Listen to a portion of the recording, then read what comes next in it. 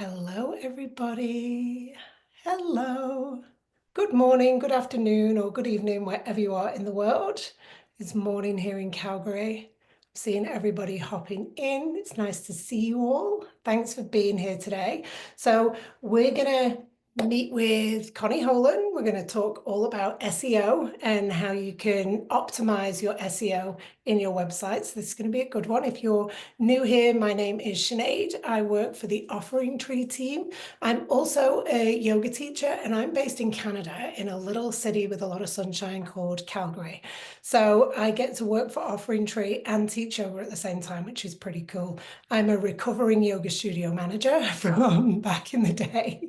So I've got a little bit of insight into studios for our studio owners that are here today. So let us know, first of all, that the chat is working. Can you tell us where you are in the world?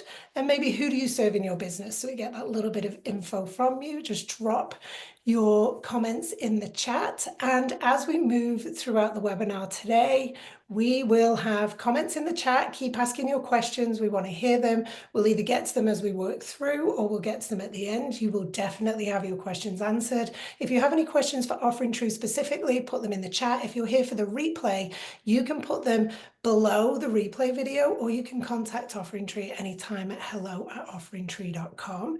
So housekeeping, the replay is going to come out as soon as it's ready, hopefully in the next few hours, but definitely by the end of the day today. We have offers, discounts, and downloads. As usual, you're going to learn a lot about Connie and how she can support you in your business too. And then finally, before I hand the mic over to Connie, we are Offering Tree. If you are new to us, we support yoga studios and wellness businesses and Pilates studios and all across the bandwidth. If you're a teacher who's just starting out teaching one class per week, all the way up to a multi-location studio, we can support you. And we take care of some of the SEO for you. And I'll share the information on that in the replay email as well and in the chat. So that is all from me. I'm going to stop my screen share and I'm going to hand it over to Connie. All right, let me get mine shared and present.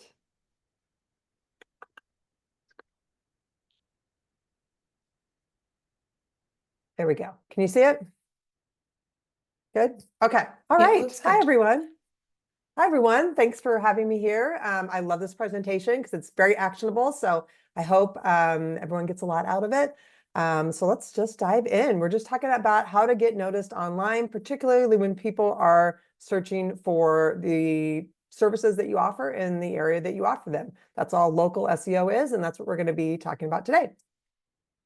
So specifically, we're going to be talking about what local SEO is, why it's important. We're going to define those keywords. I know that's kind of a fancy term that gets thrown around a lot, but we're going to talk about what that is and why that's important to your strategy here. And then we'll talk about what matters most, what actually moves the needle for your business in visibility and search results, and then how to optimize for them. So that specifically is going to look at some things on your Google business profile and your website. And if you don't know what a Google business profile is, we'll talk about that in a second too. And then have no fear if you're listening to this while you're walking or something. At the end, I'm going to give you a link to a checklist that has everything that we talked about in a nice little checklist form, so you won't forget anything. So feel free to take notes, but there is a checklist at the end too, and we will have time for some Q&A. Okay, so what is local SEO? What is search engine optimization in the context of someone who does services locally, like your studio owners?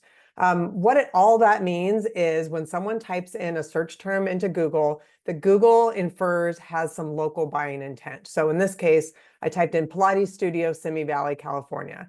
Google knows that if I'm searching for something like that, I'm probably looking to go to a business in Simi Valley, California. So it has local buying intent.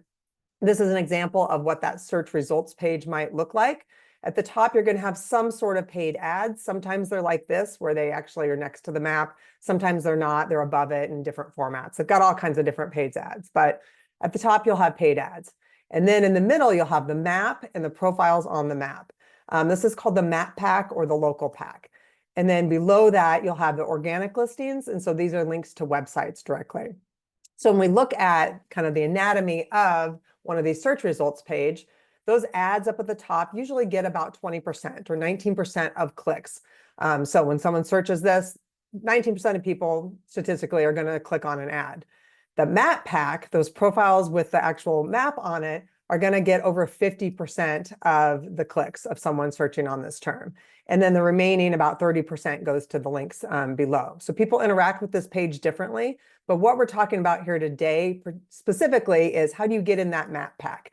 How do you get to where you're in that red box of over 50% of the clicks go to one of those places within that red box. So that's what we're talking about today. There are different places, other places, obviously, that you can show up on a results page for a search like this.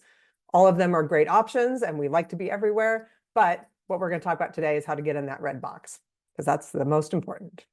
Connie, we have a couple of questions in the chat asking if we can touch on the online businesses too. So not for the local SEO, but I'm guessing that'll be later on, right? Yeah, and so that's actually, I'm going to hit on that a little bit on this screen. So your Google business profile is the piece of property that shows up on the map. So it's a standalone piece of digital real estate. It's not your website, but it is influenced by your website. So we are going to talk about your website later in this presentation. It looks something like this. So Misfit Pilates, there's a little profile. They have a pin on the map. If you click on that, it doesn't go to their website directly. It goes to this profile on Google with some pictures, some information, reviews, service descriptions, address, phone, all that stuff, right? You've interacted with this before. So that's what the Google business profile is. It literally is what gets you on the map. If you don't have a Google business profile, you will not show up on the map in a pin. It's not your website, but it's influenced by your website. The other thing that we love about it is it's free. Google makes this free for all businesses. So to answer your question, service to area businesses. So if you are a yoga instructor who does private yoga and you go to your clients' homes, or maybe you go to, you do classes in parks or schools or churches or something, you go to other establishments that you don't own, you are a service to area business. And a Google business profile is still totally works for you. There's a spot when you're creating your Google business profile with your business name. There's a little box that you check that says, I'm a service to area business. And then you still have to put your home address so they can mail you things, but it won't show your address on the map. It'll show a ring around the area that you service. So in this case, you would say, yes, I service Simi Valley and the 10-mile radius around that, and it'll kind of put a ring around it. So the profile looks a little different if you're a service to area business, as in you go to your clients, but you can still absolutely use a Google business profile. For your virtual only studios, your online only businesses, Google business profile is not for you unless you want to get local businesses. The Google business profile function is, like I said, kind of at the beginning, it's when Google identifies that the searcher wants to find services that are near them in a geographic area. So virtual only businesses, we'll talk about a little bit later, some tactics that you can use, but for the most part, local SEO is not the strategy for SEO that you're going to use. You're going to do other things like blog content and other content creation type things. So for the most part, this presentation is for people who do service people in their local area. Even if you go to somebody else's and you don't have a brick and mortar location, if you're virtual online only, you can kind of ignore most of this Google business profile stuff. It's not really going to help your business a whole lot, unless you want local business clients too. Does that answer the question, you think? Okay. All right. So why do we care about our Google map? This Google business profile is the cornerstone piece of that visibility on Google search results. And I am talking a lot about Google here because 90% of online experiences start with a search engine, and Google gets 80% of that search volume. So if you optimize for Google, things on your website and your keywords that we're going to talk about later, you're going to be also optimizing pretty well for other platforms that have search features as well. Google kind of sets the standard for how all of this works. So 90% of online experiences start with a search engine. People go to Google in the most part to start their research for if they want to join a new gym or try a new fitness program. 84% of those searches are discovery searches. So they are that near me type searches or, Pilates studio, whatever in your area. So they are people who are looking to do things in their local area. So it's a huge, huge chunk of the volume that Google sees for all things. 52% of searchers, I showed this earlier, but result in a click on that Google business profile. So either on the map, the 3 that show on the map, or there's a little link, so more places, and you can go and look at more places. So over half of this search volume ends up coming through a Google business profile. This last stat was one of mine, just looking at the data, the website analytics I have for all of my clients, hundreds of clients that I've worked with over the years, all studio owners. I can see that the established studios that have been around and been in business for a while, they get over 60% of their referred website traffic from Google. So 60% of the people that land on their website, presumably to buy or book something, comes from Google. Whereas if you compare that to a brand new studio, they're not getting any of that referred website traffic. So this is why, as time goes on, this is kind of a long game that the more visibility you get, the more free leads you're going to get from Google. So really helps. And then those Google leads are the best kind of leads, because they are people who already know they have a problem, they have a personal goal that they want to solve, and they're looking for solutions to the problem, whether it's to get healthier, get stronger, whatever their goal is, their personal goal is. They already know that. They already know they have a problem and they're looking to solve it. So they're really warm leads. Contrast that to if you're showing, ads on social media or something, you're stopping people doing what they're doing, and you're showing them like, hey, do you want to do this? But they didn't initiate that thought process. So we love Google leads because those are the people who are really warm to your services. Okay. So this will get into a little bit for those online business owners as well. So let's talk about prioritizing SEO tasks for studios, independent teachers, and virtual businesses. So search engine optimization can kind of be grouped into 2 tasks. The priority ones are the ones we're talking about in this presentation here, which are kind of one-time. Make sure your profile is good. Make sure your website, the core pages of your website, have the right words in place. Check that box, move on. You're kind of done. This is what I like to focus on in these presentations, because a lot of people in the wellness and fitness business don't have these things in place. And it really is the low-hanging fruit to get visibility. You're helping Google help you. So that's what we're talking about today. This priority 2 is more where, okay, we've done the priority 1 stuff. We still aren't showing as high as we want to relative to our competitors. So we need to do some priority 2 stuff.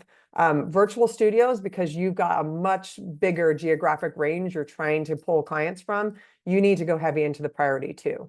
Some brick and mortar studios, locally based independent teachers, doing the priority 1 stuff is going to get them where they need to be in the search results. It's all relative on the competition that you have. So if you have a bar studio and you are the only bar studio in your area, you're not going to have to do a whole lot of work outside the priority 1 stuff. You're going to get visibility for people searching for that term. Versus if you are a virtual only studio and you're competing with all the big brands all over the US or whatever country you're in, you are going to have to start doing more of this long-term stuff, which is creating content, link building, the traditional kind of SEO stuff that you would hire an agency for. So kind of wanted to give you the big picture of what SEO looks like. There's a lot of things that you can do in this priority 1 stuff, which we're going to hit in this presentation and in the checklist at the end. That is a good starting point. Don't jump into blogging and trying to do that priority 2 stuff until you have the basics in place. Okay, so your Google business profile. If you already have one, and you'll know this because you're going to Google your business name, and if you're logged into the Google account that you would have claimed that set that Google business profile up with, you will see a little box that looks like this. So if you are pretty sure you set up a Google business profile at some point and you don't see that box when you Google your business name, then try logging into another Google account or Gmail account, because you might have set it up over a different one if you have multiple email accounts.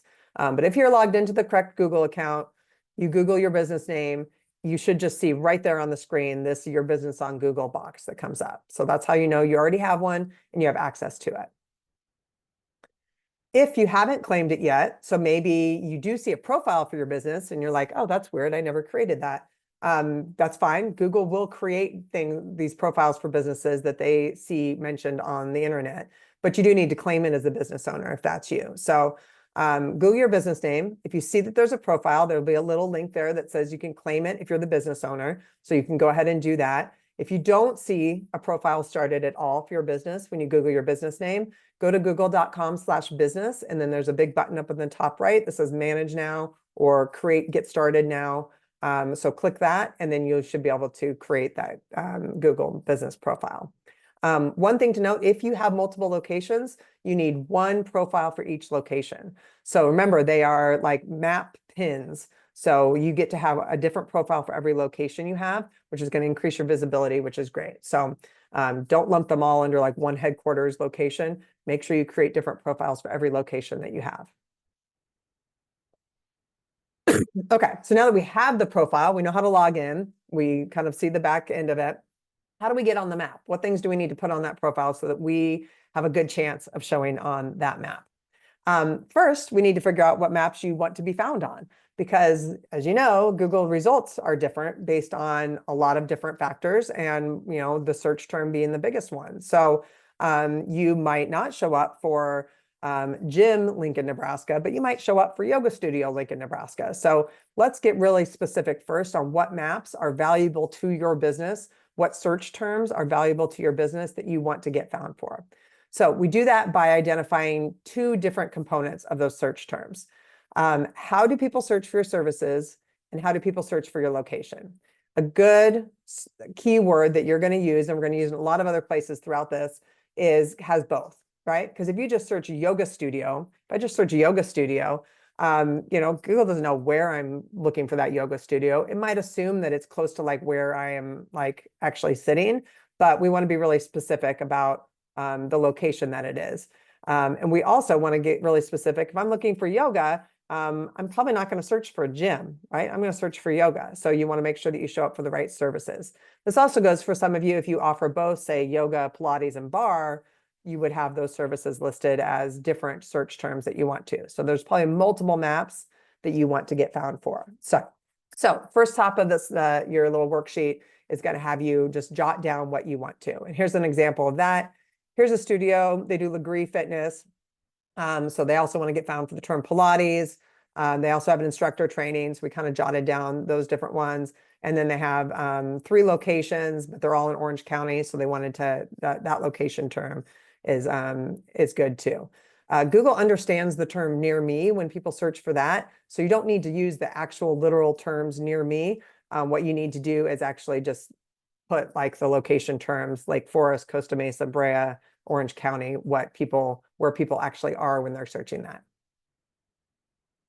Okay, so now that we know what maps we want to get found for, meaning we know what words you want to get found for, what actually matters as far as how you rank in that list.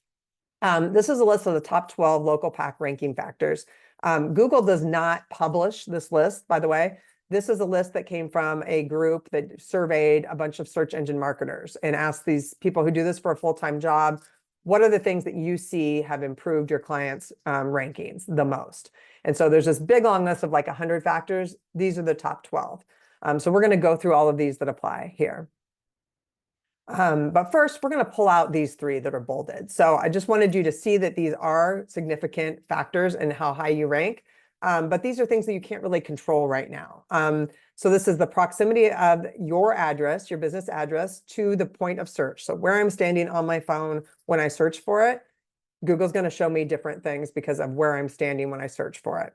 Also the physical address in your city of search. So say you have a yoga studio in St. Paul, Minnesota, but you're right on the border of Minneapolis. You want to obviously pull clients from Minneapolis too. You are going to have a harder time because your address is in St. Paul. Doesn't mean you aren't going to, but if there's another business that's really similar in the Google factors and they have a Minneapolis address, they're going to have an easier time pulling searches that involve someone looking in Minneapolis.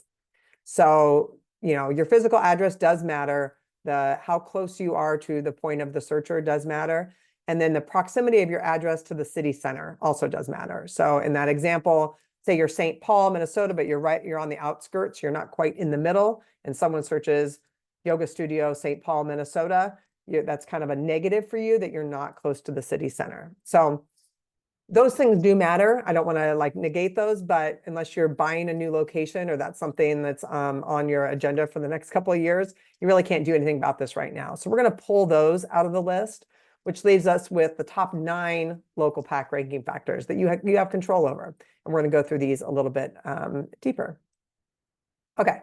First up is your Google Business Profile categories. So this is your Google Business Profile. It's one of the first things that they'll ask you when you're setting it up. These are things like gym, physical fitness program, wellness center, Pilates studio. You can see all those in the red boxes there. This is the #1 thing that helps Google surface you when someone's searching. There are 4,000 options. You can't create your own categories, so you have to find one that fits the best. And you can add up to 10 of them. There's a primary and some secondary ones.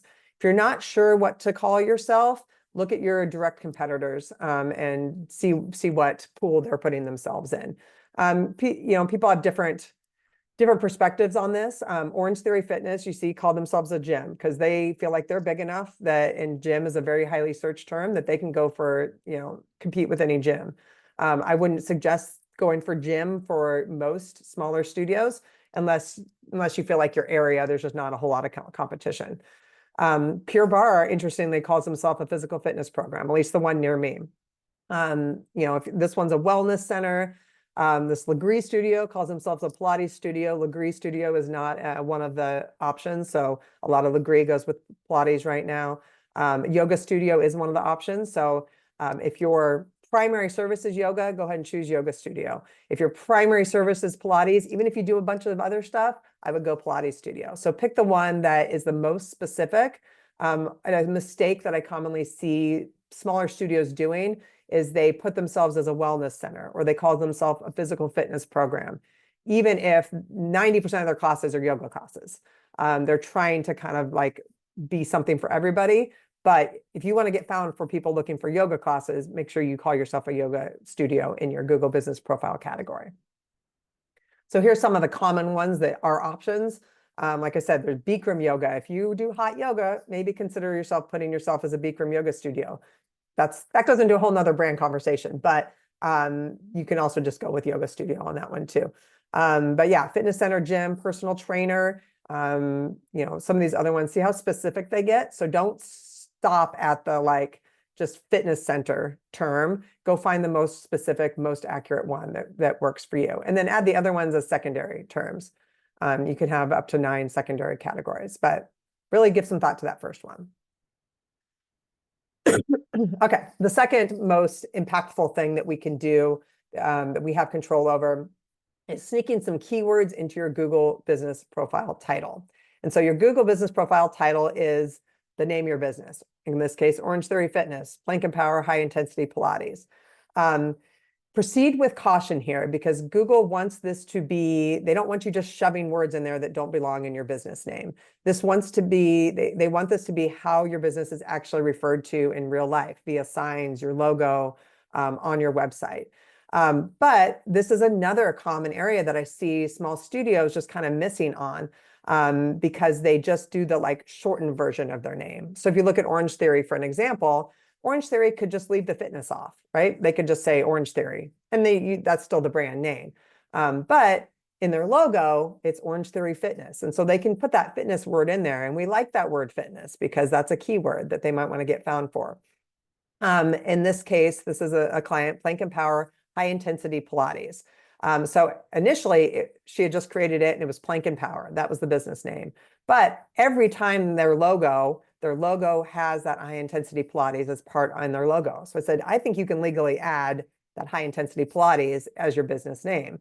So if that's your legal name and that's on every place that you have it, go ahead and use it on there because now we get the word Pilates and that's a keyword. This is an example, this other one, West Coast Sweat, and I see this a lot too. One business has multiple locations. Their Google Business Profiles both look the same, have the same name. So if you have multiple locations, make sure you differentiate by putting Long Beach, Hermosa Beach on different profiles. So you can get that location in there. That makes perfect sense as well if you've got different locations. So it's just another way you can sneak a keyword in there, which is really valuable. But it's also very logical too, because you probably refer to your businesses as that's our Long Beach studio, that's our Hermosa Beach studio. So I would recommend doing that with the actual location names too. I also see some studios do like the equivalent would be like West Coast Sweat North and West Coast Sweat South. Like if you have two studio names, I would start referring to your multiple locations with the actual town name that you're in. And then you can use it on your Google Business Profile title. So again, disclaimer, proceed with caution. Don't just shove a word in there that isn't actually how your business is talked about in real life. But if there is an opportunity, absolutely go edit that. Okay, next is high ratings and quantity of reviews. So reviews are important. We all know this, right? 90% of searchers read reviews before purchasing. So they are important to the buyer's journey and to building trust. Absolutely. That's the number one reason to work on reviews. Additionally, Google likes them to surface businesses that have a really strong review quantity and quality in their search results. So this comes down to a lot of things. If you went out tomorrow and did a massive push and got 200 reviews on your website, Google would be like, okay, that's nice, but a little suspect, and we're not going to value that as much because they do value review velocity. That was number 13 on the list, actually, which is a sustained influx of reviews over time. They don't want it to look spammy, right? And then they also look at recency of reviews. So if you got 200 reviews 3 years ago, they're like, they haven't really been doing much recently. So it's a long game. And it's something that you want to put a system in place so that it's just a sustained influx, trickle of reviews over time, because that's how natural businesses operate. What is a high rating of reviews, quality of reviews? It's all relative. It's all relative to your competition. You could have a small town and 3 reviews is all you need to be the best reviewed business in your area. Or you could be in a more competitive area and you need hundreds over time to really compete. So all of this local SEO is relative to your competition. That's why there's no hard and fast numbers of like, you need to get this mark yet. So it's all dependent on your competition. But very good for business for the long run. It's great for your search visibility and also for just building that trust with prospects is establish a review system for your studio. This is what I've seen has worked the best with my clients, how to get reviews, because I get that question a lot, right? How do I get reviews? I need reviews. How do I get reviews? I put it on emails and people don't click through and do it. So here's what I would recommend installing this kind of system for your business. Ask people in person first, after class or whatever, before class, you have some people, you've seen them coming in, ask them, hey, Connie, I know you've been coming here for 6 months. Would you mind leaving us a review? It'd really help our small business out. When they say, because they will, they're in person talking to you, when they say, oh yeah, I'd love to, no problem. Thank them and then hand them a card with a QR code on it. So now they have verbally agreed to you, so they feel like they have to fulfill that promise. And they have a physical reminder when they take home a little business card that has a QR code to the spot where they can leave you a review. So you're much more likely to get them to follow through that way. If you go on that Google business profile, you Google yourself, you see that box pop up that says your business on Google. One of those icons there is ask for reviews. If you click on that, Google will give you a QR code. This is pretty new recently, but they'll give you a QR code that you can save that image and you can put that on your little Google reviews card. That'll take them right to the spot for your business. It'll pop up the screen for your business that says leave a review. They literally do not have to go click around and find anything. It makes it really easy for them. It's great you could create that card in Canva, really easy. Get them printed in Canva if you use Canva. Really easy to have them sent to the studio. Okay, so Google Business Profile, just a couple more things here, and then we'll move on to the website. Make sure you have a verified Google Business Profile. You probably have already done this if you set this up, but just double check that you have that blue verified badge. You can check that at google.com/business to confirm that. They will either send you a postcard or a phone call, or even sometimes they'll ask you to show a video of your space that you have the keys and you can open the door. They want to just make sure you are legitimately the business owner. So just double check that. That's kind of an admin thing. And then here's kind of the other admin thing too, is make sure you have a complete Google Business Profile. Completed profiles are 7 times more likely to get clicks. Just click through all of those things and that your business on Google, and just make sure anything that applies is filled out. You don't have to fill out things that don't apply, but just make sure you have links and you mention your services and all that. They do add things occasionally too. So in 2024, they added the ability to add your social media links. So If you haven't done that, that's something that's probably new. You could just go add those. It helps Google just see the full picture of your business.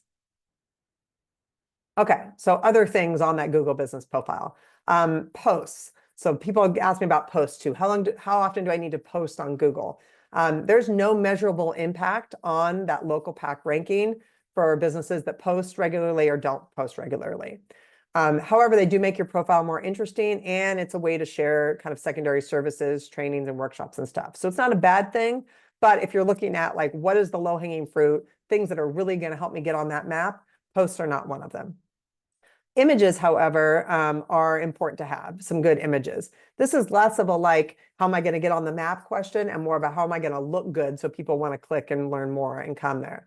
So listings with photos are twice as likely to appear trustworthy. The average health and fitness profile has 16 photos, so I would, aim for 20. Make sure you give a good look to your business on there. You don't need to go delete old photos unless they actually reflect poorly on your business. Just add newer ones on the top if you haven't done that in a while.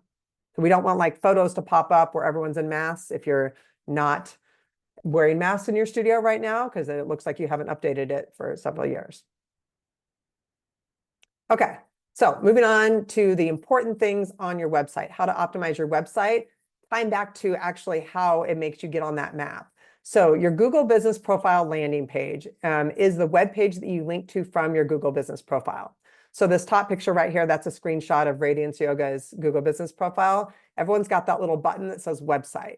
So you get to choose where that goes.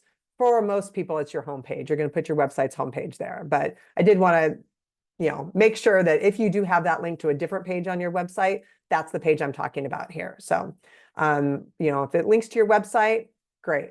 So Google that profile, it looks at your website to make sure that you talk about on that website the same things that you're saying in Google that you want to get found for. So the homepage title of your home, we're just going to call it your homepage, knowing that if you don't have your homepage linked up, then replace homepage with something else. But Google's going to look at what you titled, what you named that page. And so you can see here, if you hover over the top tab in a Chrome browser, you can see what that page title of their homepage is. So for this business, it's Pittsfield, Massachusetts Yoga Studio, Radiance Yoga, the Berkshires.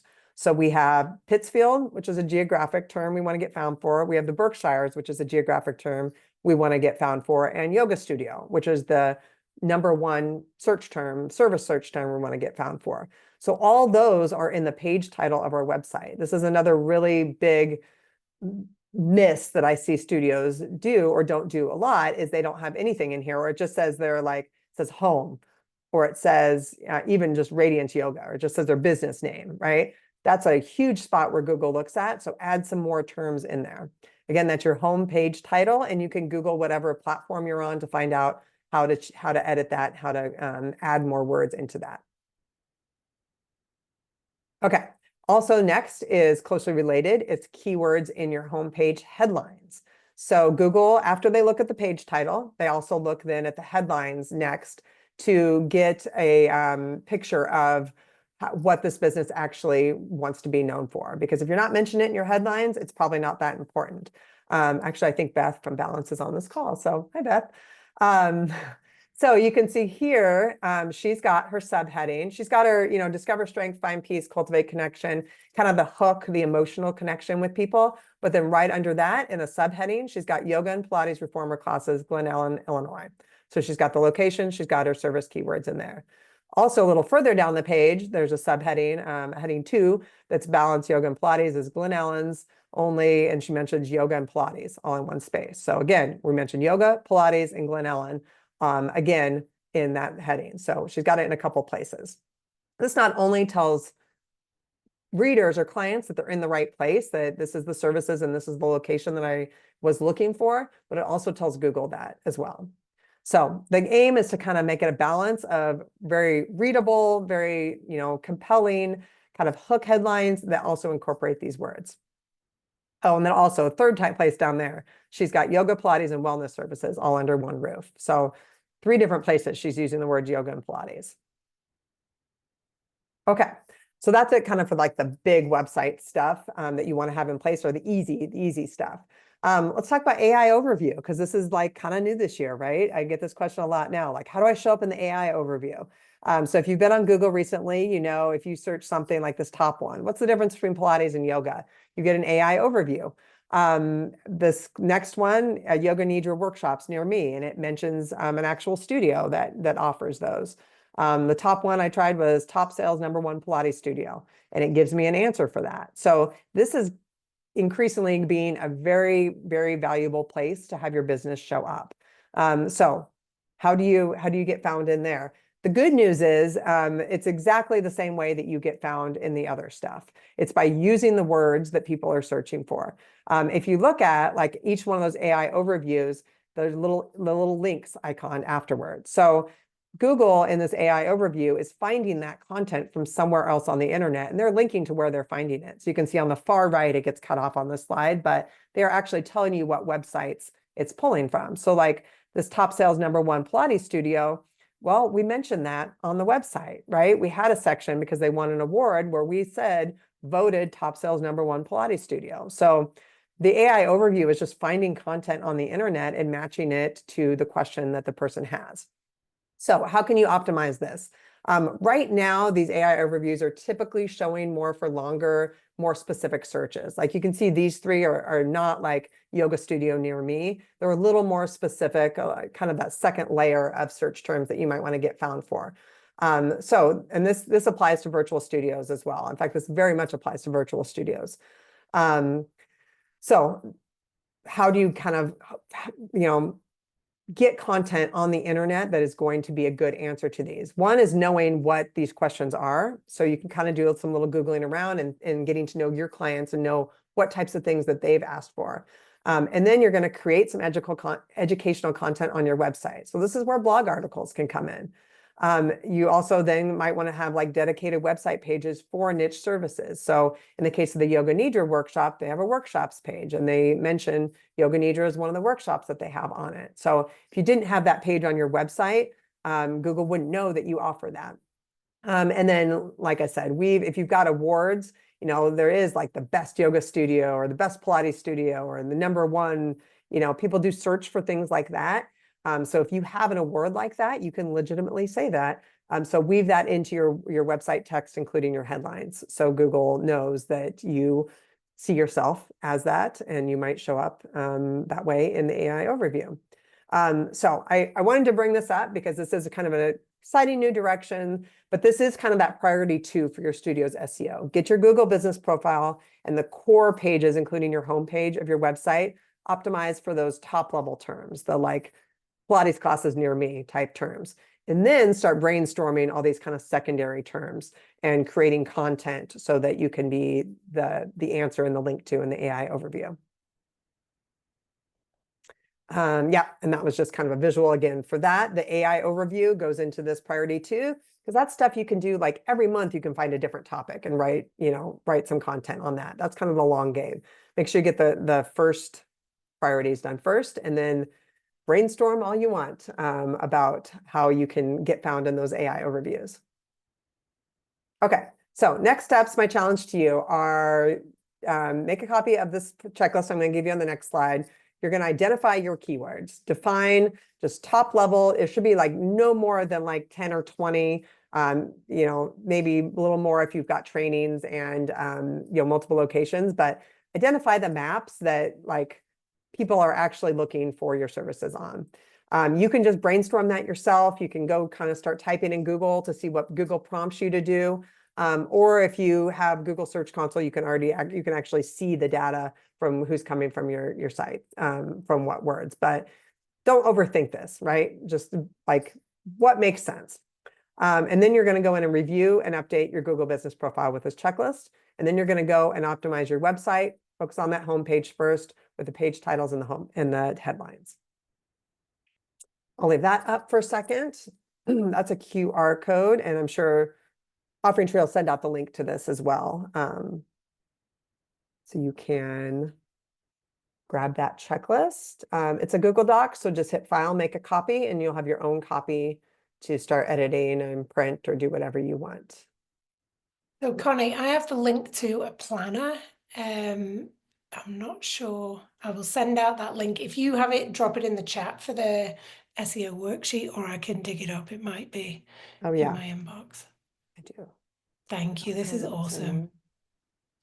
Yeah, I can grab it. I've got it up.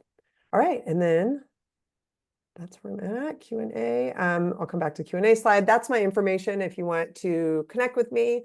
Pixalitydesign.com. I design Squarespace websites for boutique fitness and wellness studios.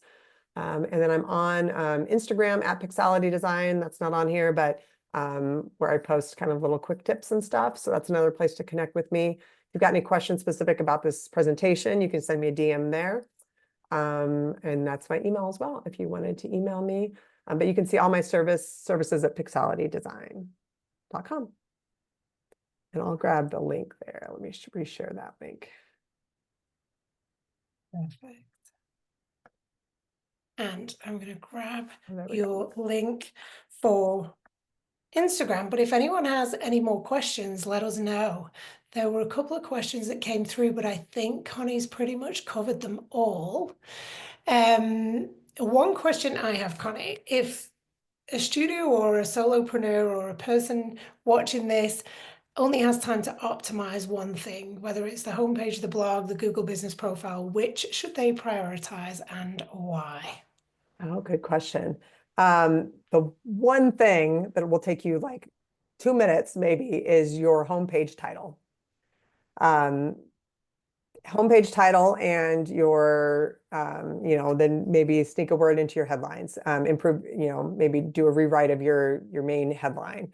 That homepage title, that will not only help that Google business profile, but it'll also help your website listing below. So you get kind of a double whammy for that. And literally probably could sit down, even if you don't know how to edit your website, and search, how to change website title on Squarespace. Google that and it'll, or how to change website title on Wix or whatever platform you're on. And then, yeah, that would be the one task I think you could do this week. That is good to know. It's pretty easy to do it in Offering Tree. So for our Offering Tree users, you probably already know how to do it in the back end. But if anyone has questions, email us at hello@offeringtree.com. I'm just going to read out Lisa's comment here. Friends, if you need a new website or help with your website, I highly recommend Connie. We would agree. Hi, Lisa. Thanks. Michael is saying we have our Offering Tree schedule set as our website homepage. Should we change that to a main page for better SEO? Good question. I think it's great to have your schedule on your homepage, but I would add some more content on your homepage in addition to just the schedule. So if it's just the schedule, yeah, I would add some more on there, but you can leave it on there. Google looks at the homepage of any website is going to get the most authority in Google's minds just by default. So if you have a really sparse, minimal homepage, you are kind of hurting yourself in Google's eyes, because Google really can only see words, and that's how they put together what what your business is all about. So you do want your homepage to have, it doesn't need to be huge, and people won't scroll all the way down anyway, but you do want, there to be some valuable content on your homepage. So yes. That's cool. Lisa is saying, sorry, I just lost it. If you are hybrid, in-person and online, I'm assuming that we should focus on the in-person local SEO. Sounds like the online isn't really helpful there. Is that correct? Yeah, I would absolutely, for everything that we just talked about in this checklist, I would focus on the in-person, because this is getting found on the map. Then you're going to have some different strategies for your online. That's more like what your niche is, and do you have niche content, and that's kind of a different topic, different SEO topic. But yeah, for everything that we just talked about here, I would focus on the in-person local SEO.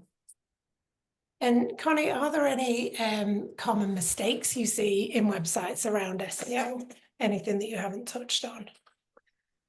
Yeah, I think the big one is it's basically kind of like hiding where you're located. And I see that a lot in the websites I look at. Like I have to go dig and find their contact page to see that they even have a brick and mortar location. Post pandemic area, there are a lot of virtual studios out there. So the fact that you have a brick and mortar physical address location is kind of your biggest differentiator. So I wouldn't just assume that people would go to your website and know that you're the business locally, because I guarantee worldwide there's probably another studio that has a similar or same name as you. So even if your friends like, oh, you need to check out, Flow Yoga Center or whatever, and they Google that, people need to know they're in the right place, and Google also needs to know that too. So mention your geographic location somewhere on that homepage. Don't assume that people are going to go find your contact page and see where the map is and then, figure out they're in the right place. So that's a mistake I'm seeing. If you go to your homepage right now and you're like, oh, I don't mention my location anywhere, something really easy to fix, but you're kind of hiding yourself from Google and you're kind of confusing your clients. That is good to know. Well, this has been fantastic. Thank you so much, Connie. If anyone else has questions, you still have a minute or two to throw them in the chat. Or if you're here for the replay, you can follow up with us by email, hello@offeringtree.com, or you can connect with Connie through the links that she shared. If you come through us, we can connect you with Connie. But wherever you are in the world and however you're tuning into this, we're really grateful that you're here, but we're very, very grateful to Connie for all this information. It's always so insightful when we talk to you, Connie, and we really appreciate your knowledge and how we can make everybody's websites more optimized through these tips. It's fantastic. Well, you're welcome. Happy to be here. So thank you, everyone.